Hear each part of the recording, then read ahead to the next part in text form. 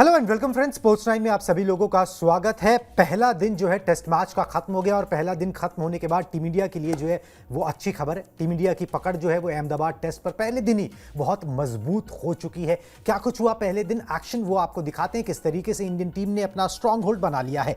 Ahmedabad test के पहले दिन का खेल खत्म होने के बाद टीम इंडिया का स्कोर रहा 121 रन 2 विकेट के नुकसान पर। वेस्ट इंडीज के स्कोर से सिर्फ 41 रन जो है वो टीम इंडिया यहां पर पीछे और अभी सिर्फ पहले दिन का खेल हुआ है। अहमदाबाद टेस्ट में केएल राहुल 53 रन बनाकर नाबाद है और क्रीज पर उनका साथ जो है वो यहां पर शुभमन गिल जो है वो दे रहे हैं। कप्तान साहब ने 18 रन बनाए हैं। इससे पहले यशस्वी जायसवाल 36 और साई सुदर्शन 7 रन बनाकर जो है वो आउट हो गए।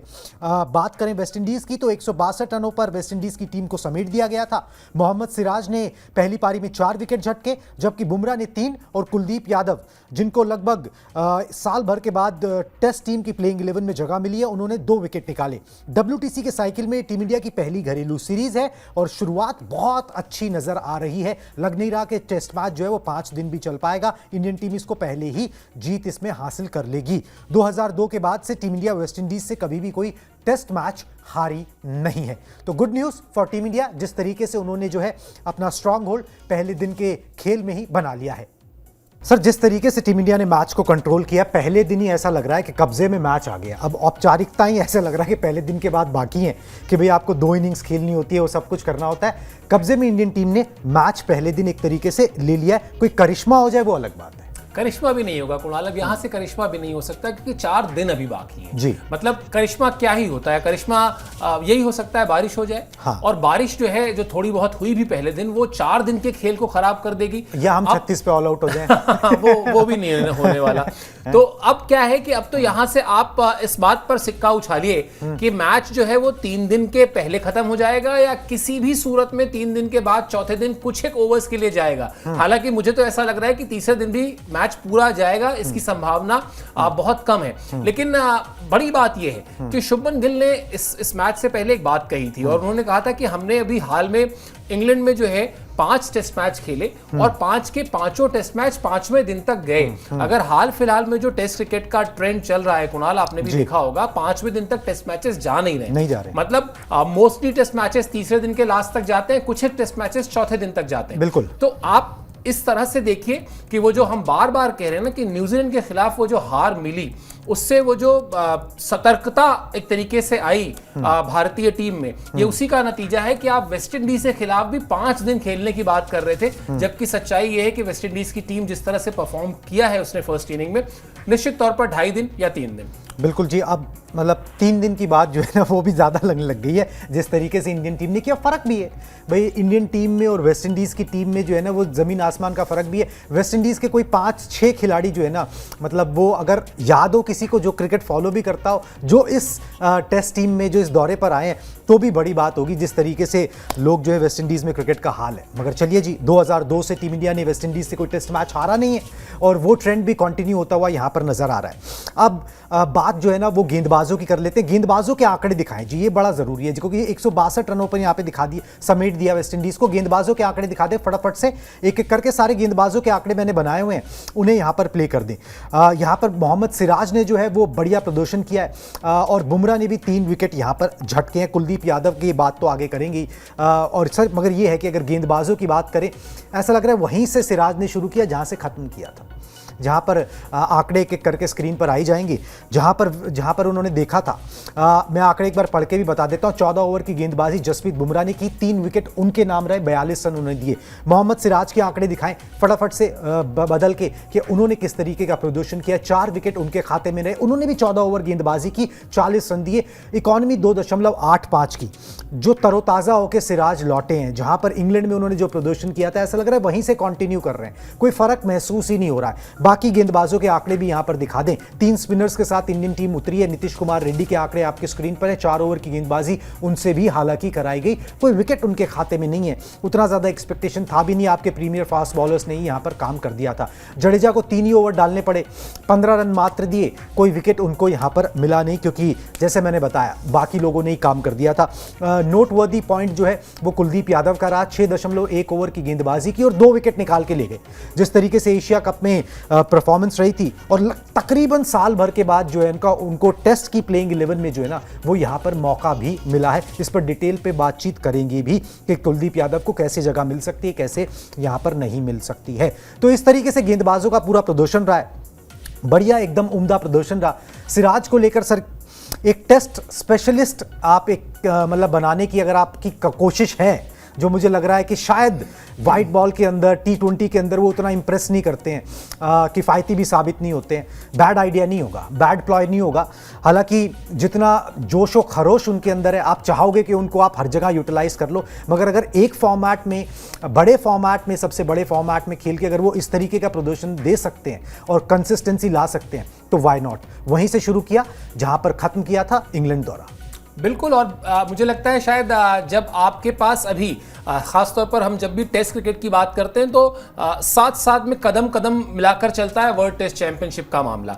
अब अगर आप इस वर्ल्ड टेस्ट चैंपियनशिप के लगभग 2 सालों की बात करेंगे और आपके चीफ सेलेक्टर ये कह चुके हैं कि वो बुमराह को हर इंपॉर्टेंट मैच में चाहते हैं, तो ऐसा सीधी सी बात है कि कुछ मैचेस ऐसे जरूर होंगे जो लेस इंपॉर्टेंट होंगे, या कुछ मैचेस ऐसे होंगे जहां पर बुमराह नहीं खेल पाएंगे। जब बुमराह नहीं खेल पाएंगे तब आपको उनकी कमी ना महसूस हो, जो सिराज बहुत अच्छे से वहां पर आते हैं और वो इस बात को साबित करके दिखाते हैं कि सिर्फ बुमराह ही नहीं करना चाहिए, आपको सिराज को भी वो क्रेडिट देना चाहिए, उनको भी वो उनके अंदर भी वो योग्यता है कि वो टीम की गेंदबाजी को, फास्ट बॉलिंग को लीड कर सकते हैं। तो अब एक तरीके से जो हम हमेशा देखते आए हैं कि क्रिकेट के मैदान में हंटिंग पेयर्स होते हैं बॉलर्स के, चाहे वो स्पिनर्स हो चाहे वो फास्ट बॉलर्स हो, तो ये एक तरीके का ऐसा हंटिंग पेयर है बुमराह और सिराज का, जिसमें फर्क सिर्फ इतना है कि कुछ मैचेस में सिराज को ये काम अकेले करना होगा, यानी उनका जोड़ीदार दूसरा होगा, जोड़ीदार बदल जाएगा। अब वो जो बदलाव होगा तब वो उनके अंदर वो मैच्योरिटी होनी चाहिए कि वो नए खिलाड़ियों के साथ भी उस तरह की परफॉर्मेंस कर सकें और करा भी सकें। तो सही कहा आपने, जिस तरह से इंग्लैंड में परफॉर्म कर रहे थे, जिस तरह की परफॉर्मेंस थी, बिल्कुल वहीं से शुरू किया उन्होंने और अच्छे रिजल्ट और कॉन्फिडेंस तो बढ़ता है। कुणाल, आप कहीं पर भी विकेट लेकर अगर लेते हैं, अगर आप किसी भी टीम के खिलाफ विकेट निकालते हैं, जिस रिदम में आप आ रहे थे उस रिदम से निकालते हैं तो कॉन्फिडेंस बढ़ता है। निश्चित तौर पर एक टेस्ट के लिहाज से उपयोगी खिलाड़ी इस वर्ल्ड टेस्ट चैंपियनशिप के साइकिल में रहेंगे। बिल्कुल जी, आपने साइकिल की बात की ना, तो साइकिल में एक चीज़ बड़ी इंपॉर्टेंट होने वाली है कि भाई आपको साइकिल में पॉइंट्स चाहिए होते हैं, परसेंटेज चाहिए होती है, तभी तो आप WTC का फाइनल खेलते हो और उसको जीतने का एक मौका मिलता है ICC की ट्रॉफी का। अब बहुत लोगों के मन में सवाल ये है कि भाई ऐसा है कि भाई ये जो टेस्ट सीरीज है वेस्ट इंडीज से, ये जीतोगे तो होगा क्या? चलिए जी, उसका आंसर आपको करते हैं कि WTC में भारत अगर दोनों टेस्ट मैच ये जीत जाता है जो अभी वेस्ट इंडीज से हैं, तो उसका क्या नतीजा होगा? दिखाएं, पॉइंटर्स दिखा दें। दोनों टेस्ट जीतने पर टीम इंडिया को 24 अंक मिलेंगे जी, ठीक है। और भारत का PCT जो है वो 46.67 से बढ़कर 61.90 हो जाएगा। टीम इंडिया फिर भी WTC के पॉइंट्स टेबल में तीसरे पायदान पर ही रहेगी, मगर डिफरेंस जो है ना वो श्रीलंका से वो कम हो जाएगा। ऑस्ट्रेलिया नंबर 1 पर है, श्रीलंका नंबर 2 पर है। इंडियन टीम का ये पहला, इस WTC साइकिल के अंदर पहला घरेलू मतलब टेस्ट सीरीज है, पहली घरेलू टेस्ट सीरीज है। आपने इंग्लैंड में अपनी लाज बचा ली है कि भाई आपने वहां पर जो है ना ड्रॉ करवा गया। अगर वहां पे टेस्ट सीरीज आप हारते तो आपको फिर वो कैचअप करते रहते, आपको बड़ा डेंट पड़ता। आपने वहां पे ड्रॉ करा के जो भी यहां पर, अब अगर आप सारी सीरीज जीतते हो तो आपके चांसेस ब्राइट होते हैं कम कि भाई आप WTC का फाइनल खेल सकते हो। लक्ष्य भी वही होगा कि भाई अगर शुभमन गिल की कप्तानी में अगर आप पहले ही साइकिल के अंदर WTC का फाइनल खेल जाओ या उसको जीत जाओ तो भाई यही आपका लक्ष्य, और इससे बेटर कुछ नहीं हो सकता। वेस्ट इंडीज की सीरीज उसके अंदर एक, बस उस सफर के अंदर जो है ना एक पड़ाव है। बिल्कुल। और मुझे लगता है कि इसमें जैसा आपने कहा कि अगर खेल जाओ और जीत जाओ, मुझे लगता है खेलने की चाहत नहीं होगी भारतीय टीम की, जीतने की होगी। खेल तो वो रहे हैं, मतलब वो पिछली बार बड़ा अनफॉर्चुनेट रहा और इसीलिए हम बार बार, मतलब अगर चीफ सेलेक्टर कह रहा है, कप्तान कह रहा है कि हम 5 दिन तक खेलेंगे, अच्छा खेलेंगे, हम बड़ा टफ क्रिकेट खेलेंगे, तो इसका मतलब कि वो जो चोट लगी है ना वो गहरी लगी है। न्यूजीलैंड से जो 3 मैच आप हारे हैं, क्योंकि आपको भी समझ में आ रहा है कि हम वो 3 मैच अगर नहीं हारते तो हम वर्ल्ड टेस्ट चैंपियनशिप का फाइनल मिस नहीं करते। मैं इसको ऐसे देखता हूं कि बड़ी अच्छी चीज है कि वो जो कुछ भी हुआ, मतलब वो जैसे कहते हैं ना कि आपका जब समय खराब चल रहा था, आपका न्यूजीलैंड का जो टूर था, मतलब टूर क्या, न्यूजीलैंड की टीम यहाँ आई थी घरेलू सीरीज, वो आपकी खराब गई, फिर आपका BGT खराब गया, लेकिन उस BGT के खराब होने के बाद वो फुल स्टॉप लग गया, वहां पर वो साइकिल खत्म हो गई। यहां पर जो साइकिल आपने शुरू की वो बहुत अच्छी शुरू की आपने, क्योंकि इंग्लैंड को जाकर आप अगर ड्रॉ कराकर आए तो वो बहुत अच्छी परफॉर्मेंस मानी जाएगी। तो वो इसको दो फेज में देखना चाहिए। मतलब टीम वही है, minus Virat minus Rohit Sharma, team लगभग वही है, कोच वही है, लेकिन गौतम गंभीर के लिए ये जो टेन्योर उनका होगा पूरा, जब इसको हम बाद में इसका आकलन करेंगे, तो मुझे लगता है कि शायद इसको दो पार्ट में देखा जाएगा। एक पार्ट वो जो बांग्लादेश, न्यूजीलैंड और ऑस्ट्रेलिया वाले टेस्ट मैचेस थे, जो हमारा अच्छा नहीं गया, सिवाय एक बांग्लादेश के मैच को छोड़ दे, तो वो वहां पर चैप्टर क्लोज। पार्ट 2 जो शुरू हुआ, वो एक फ्रेश स्टार्ट जो शुरू हुआ, वो इंग्लैंड से शुरू हुआ, और इसीलिए आप चाहेंगे कि वहां अच्छा करके आए, यहां तो अच्छा करना ही करना है। तो मुझे लगता है इस बार जो कोशिश होगी, जो चाहत होगी, जो ख्वाहिश होगी, वो यही होगी कि वर्ल्ड टेस्ट चैंपियनशिप की ट्रॉफी जीती जाए। फाइनल तो खेलेंगे ही खेलेंगे। मगर आप ये कहना चाह रहे हो कि with Rohit and Kohli and without Rohit and Kohli, ठीक है, हाँ, मतलब कह सकते हैं, बिल्कुल कह सकते हैं। वैसे ही गौतम गंभीर भी यही बोलेंगे कि भाई जब तक मैं, मतलब वो बोलेगा कोई नहीं, मगर यही है कि जब दिग्गजों के साथ खेले तो ये था, उसके बाद खेले तो ये था। चलिए आंकड़े अपने आप में लेकिन दिग्गज कोई दिग्गज कुणाल पैदा नहीं होता। हाँ, वो कोई, आप किसी की भी नाम ले लें, सर डॉन ब्रैडमैन भी ना पैदा होते ही दिग्गज नहीं हो गए थे। हाँ। और ये इस बात की मुहर कौन लगाएगा कि ये जो मौजूदा टीम में लड़के खेल रहे हैं, इनमें से कोई दिग्गज नहीं होगा, हाँ। या इनमें से कोई रोहित शर्मा से आगे नहीं जाएगा, या विराट कोहली से आगे नहीं जाएगा। ये तो तस्वीर को देखने और दिखाने का तरीका है। आप ये कहें कि भाई हाँ ठीक है, वो हमारा 6 महीना 4 महीना 3 महीना खराब था, लेकिन उसके बाद हमने अपने आप को सुधारा, और लिमिटेड ओवर्स में तो हम लगातार अच्छा कर ही रहे थे, वहां तो हम अच्छा करे। या फिर आप कहें कि नहीं देखिए जी, ये सीनियर्स थे, अश्विन थे, और ये वो कोई बोझ नहीं थे टीम पे। बिल्कुल, उन्होंने जो over a period of time भारतीय क्रिकेट को दिया है, वो अभी इन लड़कों को देना है, तब वहां तक पहुंचेंगे। तो ये बात कहने का तरीका है। लेकिन हाँ, ये एक स्ट्रॉन्ग पॉइंट है कि वो एक दौर था जिस दौर में वो तीनों खिलाड़ी थे, आर अश्विन, रोहित शर्मा और विराट कोहली, जो भारत के 3 सबसे बड़े मैच विनर्स रहे टेस्ट फॉर्मेट में। उसके बाद ये लड़के आए हैं, लेकिन इनमें से ऐसा नहीं कि कोई दिग्गज बनेगा तो आप उसको रोक लगा देंगे कि नहीं तुम नहीं बन सकते हो, रोहित शर्मा बन चुके हैं। चलिए जी, एक और दिग्गज बनने के कागार पे उसकी बात करनी बहुत जरूरी है। दिग्गज तो है ही, मगर ये है कि हाँ, टेस्ट क्रिकेट में वो सब हासिल करना है। कुलदीप यादव की हम बात करें, कुलदीप यादव को प्लेइंग 11 में मौका मिला है। दिखाएं उनके ग्राफिक्स, 347 दिनों के बाद टेस्ट मैच की प्लेइंग 11 में मौका मिला है।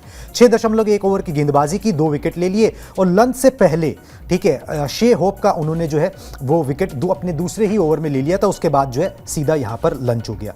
सर, आर अश्विन का भी आप नाम ले रहे थे। अब रविंद्र जडेजा का जोड़ीदार कोई नहीं है, तो कुलदीप यादव एक एप्ट रिप्लेसमेंट।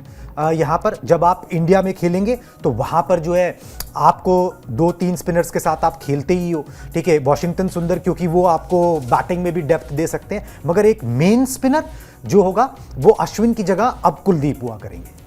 होना भी चाहिए, वो डिजर्व करते हैं। अभी आप देखिए, आप टेस्ट की बात कर रहे हैं, लगभग 1 साल के बाद वापस आए। थोड़े दिन पहले जब वो एशिया कप में जिस तरह से उन्होंने गेंदबाजी की, जिस तरह से गुच्छों में विकेट लिया, और अभी आप कह रहे थे कि वेस्ट इंडीज की टीम में 5 लोगों के नाम बताना मुश्किल है, लेकिन जिस खिलाड़ी का उन्होंने विकेट लिया वही सबसे अनुभवी खिलाड़ी भी होगा। आई एम श्योर शे होप से ज्यादा अनुभव इस टीम में शायद ही किसी खिलाड़ी को होगा।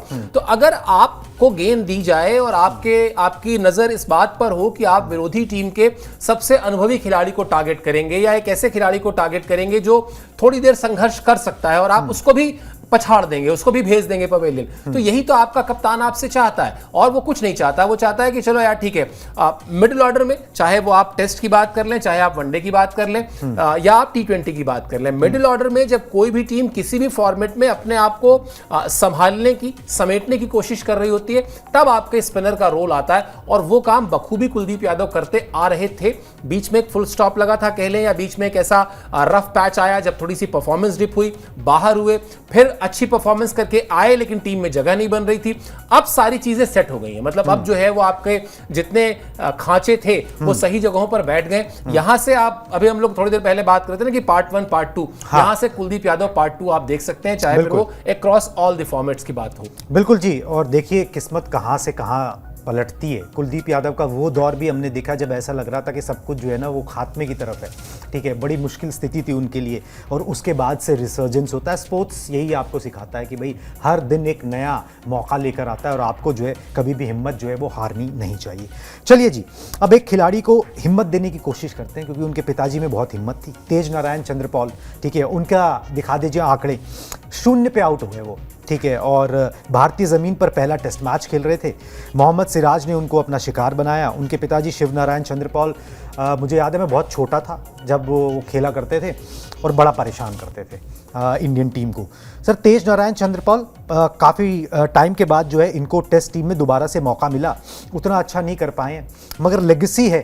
और मुझे लग रहा है कि वेस्ट इंडीज़ भी वो रीबिल्ड करने के दौर में है। हालांकि उनका रीबिल्ड जो है ना वो ख़त्म ही होने का नाम नहीं लेता, क्योंकि जब वो रीबिल्ड करना शुरू करते हैं, कुछ खिलाड़ी आते हैं, वही खिलाड़ी थोड़ी देर में छटकने लगते हैं। वो बोर्ड की दिक्कत है या पैसों की दिक्कत है या जो भी है, मगर Tej Narayan Chandrapaul he has miles to go, और हिम्मत उनको भी नहीं हारनी चाहिए। घर में ही एग्जाम्पल देख के जो सालों लगे रहे, और मेरे ख्याल से अक्रॉस द फॉर्मेट सब मिला मुला लिया जाए तो लगभग 20,000 रन जो है वो सब कुछ मिला मुलू के शिव नारायण चंद्रपाल ने बनाए थे। बिल्कुल, और शिव नारायण चंद्रपाल आपने लेगेसी शब्द का इस्तेमाल किया। अगर आप वेस्ट इंडीज की क्रिकेट का जब एनालिसिस करेंगे और आज वेस्ट इंडीज की क्रिकेट जहां पर है उसको थोड़ा सा आप पीछे जाएंगे, रिवाइंड करेंगे, तो आप पाएंगे कि प्रोबेबली वही लास्ट लॉट भी था। वो शिव नारायण चंद्रपाल, वो राम नरेश सरवन, वो ब्रायन लारा, वो ऊपर से क्रिस गेल का आना, ठीक है, जिसने वर्ल्ड क्रिकेट में अपनी एक इज्जत को बचाए रखा, बनाए रखा, अपनी साख पर हमेशा परफॉर्म किया। वरना डिप आना वहीं से शुरू हुआ है। ये पिछले 15 साल का करीब कहानी है जहां पर मतलब एक प्रायोजक को लेकर लड़ाई झगड़ा शुरू होता है, और कैसे एक पूरी की पूरी टीम, आपको जिस टीम ने मतलब विश्व क्रिकेट में अपनी धाक जमाई हो, जिसके पास वर्ल्ड कप हो शुरुआती, उस टीम की आज ये हालत है कि वर्ल्ड कप के लिए क्वालिफाई तक नहीं कर पाती है। तो इसलिए शायद वो जो लेगेसी शब्द होता है वो कई बार और कई बार ऐसा भी होता है कि एक टीम जरूर है लेकिन एक खिलाड़ी खड़ा होता है और वो कहता है कि नहीं यार, हम क्रिकेट को एंजॉय करते हैं, आओ हम अच्छा परफॉर्म करते हैं, हम अपनी टीम की जो साख और खिलाड़ी का नाम बनता कैसे। अभी हम लोग बात कर रहे थे ना कि दिग्गज कोई पैदा नहीं होता, तो ये जो वेस्ट इंडीज से खिलाड़ी भी आए हैं, इनमें से कौन इस बात की गारंटी लेगा कि भाई ये जो है बड़े खिलाड़ी नहीं बन सकते। बड़े मैचेस में बड़ी टीमों के खिलाफ आपको परफॉर्म करना होगा, और वो लेगेसी उनके पास भी है। कोशिश उनकी वही होगी कि कम से कम वो जो चमक है वो चमक कायम रहे। बिल्कुल जी, फाइट दे पाए वेस्ट इंडीज की टीम इस तगड़ी टीम इंडिया को, ये उनके लिए बड़ी कामयाबी होगी। मैच जीतना तो अभी आगे की दूर की कौड़ी है, मगर हर कोई जीत के इरादे से उतरता है। चलिए जी, इंडिया वेस्ट इंडीज़ की इस कवरेज को हम जारी रखेंगे। अब एक ब्रॉडकास्ट को रैप अप करने से पहले ना एक इंपॉर्टेंट खबर, उसी नो हैंडशेक विवाद जो हुआ है उसी से जुड़ी हुई जो है वो आपको दिखाते हैं। सबको पता है महिला वर्ल्ड कप जो है ना वो चल रहा है, ओडीआई वर्ल्ड कप, और उसके अंदर भी जो है ना वो दिशा निर्देश साफ हो गए। दिखाएं जी, खबर दिखा दें। महिला वर्ल्ड कप में भारत की जो टीम को जो है ना वो निर्देश दिए गए कि पाकिस्तान के खिलाड़ियों से कोई हैंडशेक नहीं होगा। 5 अक्टूबर को पाकिस्तान से टक्कर है, कोलंबो में मैच खेला जाना है। पुरुष एशिया कप के बाद बीसीसीआई ने यह फैसला लिया। इंडियन टीम ने एक मैच खेला है श्रीलंका से, वो उन्होंने जीत लिया लीग स्टेज का। कंटिन्यू जो है यहाँ पर भी चीज़ें उसी तरीके से रखी जाएंगी। अब एकदम क्रिस्टल क्लियर हो गया, अब ना वो पर्दे के पीछे से अब मतलब खुला खेल हो गया। अब तो मतलब पाकिस्तान ने इसको खुला बना दिया, मतलब उन्होंने पूरी कोशिश की कि अब ना ये ब्लंट हो जाए, और हर जगह जो है ना, मतलब ये नहीं कि भाई खिलाड़ी मिलाएंगे या नहीं मिलाएंगे, क्लियर कट इंस्ट्रक्शंस कि नहीं मिलाना है, नहीं बात करनी है, नहीं कोई लेना देना है, ये हमारे दुश्मन है। हाँ, लेकिन फिर अब अगर आपने ये स्टैंड लिया है तो आपको उसके साथ रहना ही होगा। मतलब मुझे इसमें कोई चौंकाने वाली बात नहीं लग रही है। और अगर पाकिस्तान फिर वहां पर भी कोई एक कंट्रोवर्सी क्रिएट करने की सोच रहा है तो सोचता रहे। हाँ। मतलब अब वो जो सो कॉल्ड खेल भावना को लेकर ढिंढोरा पीटा जा रहा है, जिसकी परिभाषा ही नहीं समझ में आ रही है कि आपके देश का गृह मंत्री जो भारत में आतंकवाद के लिए जो आपके यहाँ साजिशें तैयार की जाती हैं, प्रोबेबली उसका हिस्सा होता होगा, बैठा होता होगा, पता कर रहा होता होगा कि हाँ भाई क्या हुआ, उससे तो ट्रॉफी नहीं लेंगे और आपके रिप्रेजेंटेटिव से हाथ भी नहीं मिलाएंगे। बात खत्म हो गई। अब ये जैसे कई बार क्या होता है कि अनसेड रूल कहा जाता है ना, कि वो कहीं लिखा नहीं मिलता आपको, लेकिन वो रूल है, तो वो तो अब ये रूल हो गया जी। अब नहीं मिलाएंगे तो नहीं मिलाएंगे, तब तक नहीं मिलाएंगे जब तक ये संबंध ठीक नहीं हो जाते, जब तक पाकिस्तान जो है वो ये मान नहीं लेता। और अभी इसमें लंबा समय लगेगा क्योंकि हेकड़ी उनकी भी कम नहीं है। तो अब तो मुझे लगता है, देखिए, बीसीसीआई ने जो डिसाइड किया था, जो कम्युनिकेट किया था, उसी रास्ते पर है। अब ये पाकिस्तान को तय करना है कि जो एशियन क्रिकेट काउंसिल में उसने अपनी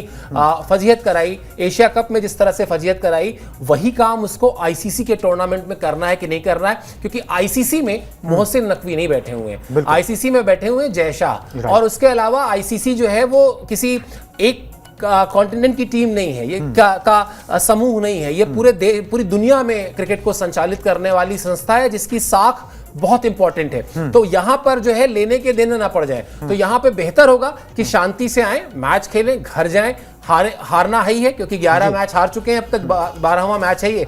इससे पहले 11 मैच हार चुके हैं। उस परफॉर्मेंस पे चिंता करें, उसकी चिंता करें, हाथ नहीं भी मिलाएंगे तो कोई दिक्कत नहीं है। चलिए जी, अब इस मैच का भी जो है ना इंतजार रहेगा, क्योंकि इस कंट्रोवर्सी के बाद जो है ना वो स्पाइस अप हो गया। चौथा संडे लगातार। अब वो 14 सितंबर, 21 सितंबर, 28 सितंबर और अब 5 अक्टूबर। हमारे संडे तो बिल्कुल देख लीजिए कैसे ही गुजर रहे हैं। चलिए कोई बात नहीं, मगर मज़ा आ रहा है। ये इस कंट्रोवर्सी के बीच में ना थोड़ा सा मामला जो है ना उसमें तड़का लग गया उस दाल के अंदर। वैसे उसमें दम नहीं रह गया, दम तो पहले ही निकल गया था, मगर उसमें तड़का ज़रूर अब लग गया है इस कंट्रोवर्सी से। चलिए जी, इस ब्रॉडकास्ट में अभी बस इतना ही। मुझे और सर को दीजिए इजाज़त। Tata bye bye.